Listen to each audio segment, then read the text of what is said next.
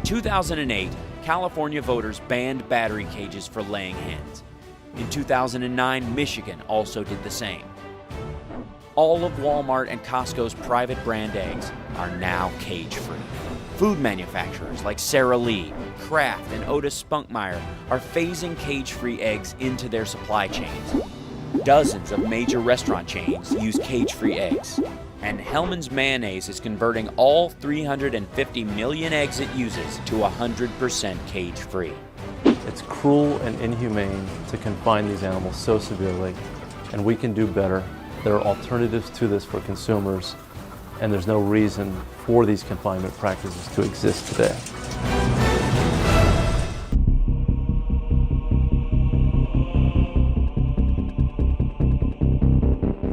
Oke, animal welfare yang sejatinya disebut kesejahteraan hewan itu sebenarnya sejak tahun 1999 negara-negara Uni Eropa itu sudah memberikan arahan untuk melarang kandang baterai digunakan sebagai metode pemeliharaannya, dan mereka mengharuskan para peternaknya di Uni Eropa untuk menggunakan kandang dengan konsep animal welfare. Hingga tahun 2020 di Amerika sendiri pun baru 16,8% telur cage free yang diproduksi di sana. Sehingga negara Amerika Serikat itu memberikan arahan agar para peternak di sana merubah sistem kandangnya menjadi cage free pada tahun 2025. Diharapkan pada tahun itu semua telur yang diproduksi di Amerika itu semua berasal dari telur dengan sistem animal welfare, ya.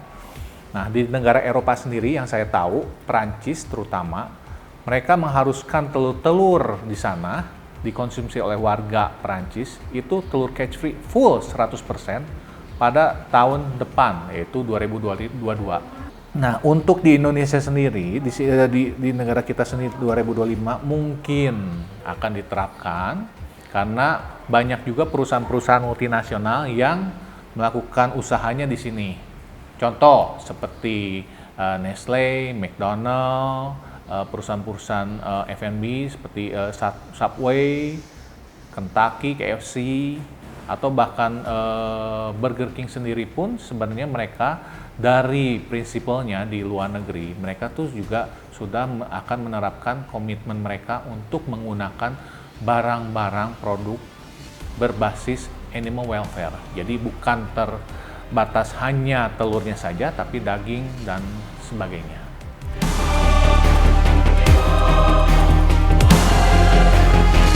Kesejahteraan hewan atau animal welfare sebenarnya itu adalah prinsip-prinsip atau aspek-aspek yang harus dipenuhi oleh si pemeliharaan dalam pemeliharaan dan pemanfaatan hewannya, sehingga produk yang dihasilkan betul-betul berkualitas dan aman dikonsumsi oleh masyarakat, ya. Nah, dalam prinsipnya itu terhadap 5 prinsip utama yang harus dipenuhi dalam kesejahteraan hewan atau animal welfare. Oke. 1, hewan itu harus bebas dari rasa haus dan rasa lapar. 2, bebas dari rasa tidak nyaman. 3, bebas dari rasa sakit atau penyakit. 4, bebas mengekspresikan perilaku alaminya.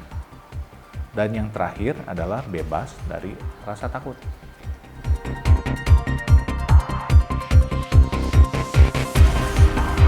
Penerapan animal welfare atau kesejahteraan hewan dalam industri peternakan ayam sebenarnya harus semuanya bermula dari kesadaran peternak itu sendiri. Apakah ini peternak ini sudah sadar dan benar-benar memiliki tekad untuk menghasilkan produk telur yang berkualitas dan memiliki moral terhadap masyarakat, ya. Karena untuk menjalankan ini ada kurang lebih 4 aspek yang kita harus jalankan. Ya, yang pertama adalah kita harus merubah fasilitas kandang, artinya merubahkan metode pemeliharaan kandang yang asalnya dari baterai menjadi non baterai. Nah, salah satu kandang non baterai yang dianjurkan dalam sistem kesejahteraan hewan atau animal welfare adalah kandang cage free atau kandang bebas baterai.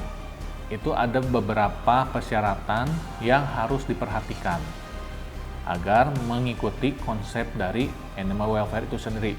Oke, diantaranya salah satunya yang seperti saya sebutkan sebelumnya itu kepadatan ayam.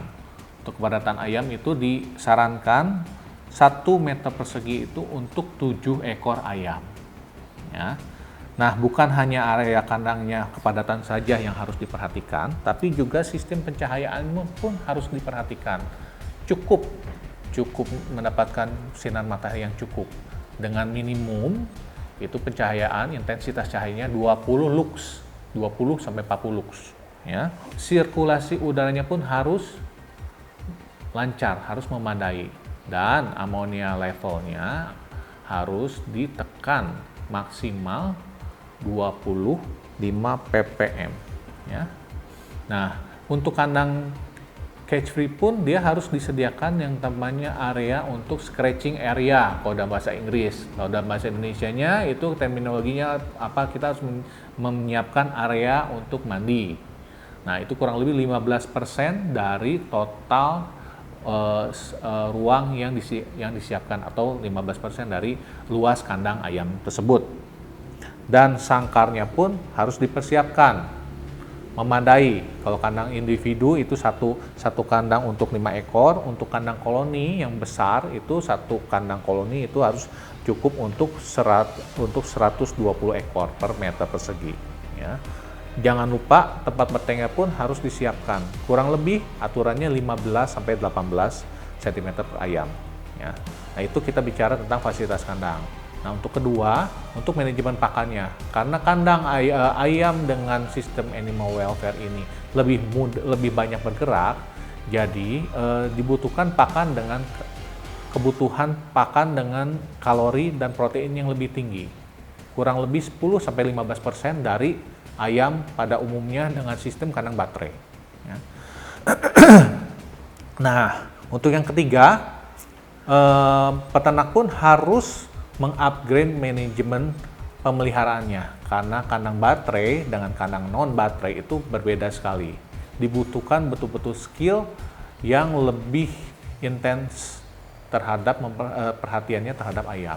Bagaimana si peternak ini bisa memeriksa ayamnya, status kesehatan ayamnya, bagaimana dia merawat ayam masing-masing berdasarkan kasusnya, dan juga menjaga lingkungannya agar selalu kondusif. Karena ayam-ayam dengan tipe kandang cage free ini, di mana ada penyakit, penyebarannya jauh lebih cepat dibandingkan kandang baterai. Ya. Dan yang terakhir, peternak pun harus bisa mengelola hasil panennya dengan baik. Ya. Dengan sistem kandang cage free, ayam telur-telur yang dihasilkan akan lebih bervariasi dibandingkan telur baterai, sehingga peternak harus bisa menyortir atau mengklasifikasikan telurnya, mana telur yang bagus, yang premium, mana yang cukup layak, dan mana yang kurang baik dalam in terms, bukan dalam tidak baik maksudnya tidak aman dikonsumsi, tapi dari segi bentuk harus memang dipisahkan. Ya, itu peternak harus aware. Ya.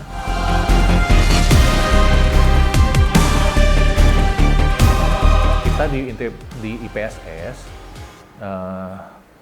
untuk saat ini adalah peternak satu-satunya dan yang pertama di Indonesia dengan sistem animal welfare. Nah, perbedaannya adalah fisiknya cangkang telur cage free itu lebih tebal dari cangkang telur pada umumnya. Nah, lebihnya apa dengan cangkang telur yang lebih tebal? Satu, resiko untuk tercemar dari bakteri seperti E. coli dan Salmonella itu jauh lebih minim. Nah, untuk kedua, nilai nutrisi yang jauh lebih baik. Telur cage free dari Intiprimat IPSS itu memiliki kadar kolesterol yang 40% lebih rendah dibandingkan telur pada umumnya. Nah, di samping itu juga telur cage free itu memiliki kandungan vitamin A dan E yang lebih banyak. Dari segi rasa, telur cage free dari PT IPSS memiliki rasa yang lebih gurih daripada telur komersil pada umumnya. Hal ini disebabkan karena manajemen cage free kita dan bagaimana kita men-treat ayam-ayam kita, sehingga ayam yang kita pelihara semua jauh lebih happy dan lebih sehat. Nah, karena ayamnya lebih sehat, makanya ayam-ayam kami ini tidak banyak perlakuan antibiotik atau zat-zat kimia di dalamnya, sehingga telur yang dihasilkan memiliki rasa tekstur yang lebih gurih dan natural. Ya. Nah, di samping itu, telur cage free kami ini memiliki bau amis yang lebih tidak ketara daripada telur komersil pada umumnya.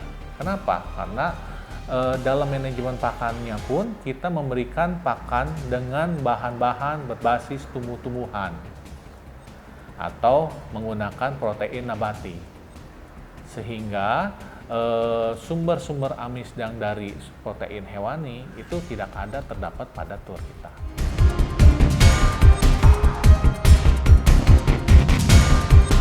PT IPSS hingga saat ini adalah peternakan yang menganut sistem cage free satu-satunya di Indonesia. Tentu saja harapan kita agar semakin banyak peternak-peternak yang mau menerapkan prinsip animal welfare ini dalam perkandangannya. Nah, sebenarnya satu-satunya momok dari para peternak adalah apa? Bagaimana mentransformasikan, merubah sistem perkandangannya dari kandang baterai ke kandang non baterai atau kandang cage free. Nah, sebenarnya teman-teman, untuk memulai kandang cage free itu tidak perlu nilai investasi yang besar. Bisa dimulai dari kandang cage free yang simple dan sederhana. Nah, dengan semakin bertambahnya waktu, pengalaman semakin bertambah, maka bisa merubah menjadi kandang yang lebih baik lagi, ya. Lalu untuk harapan kita pun dengan semakin banyaknya peternak-peternak yang mengadopsi sistem kandang cage free atau animal welfare, maka telur-telur cage free di Indonesia akan semakin banyak, sehingga apabila kebutuhan demand untuk telur cage free itu semakin banyak di Indonesia, kita tidak perlu harus mengimpor telur cage free. Telur cage free itu sudah dihasilkan oleh putra-putra bangsa di sini, ya. Nah, itu pun tidak terlepas dari ajakan dan support pemerintah untuk memberikan informasi kepada para peternak akan pentingnya kandang cage free dan juga menyadarkan masyarakat untuk pintar dan bijak dalam memilih pangannya, dalam hal ini telur atau daging yang aman dikonsumsi. Akhir kata, saya Robi dari PT IPSS mengucapkan banyak terima kasih atas waktunya, dan semoga informasi yang saya berikan ini betul-betul dapat bermanfaat dan berguna. Terima kasih.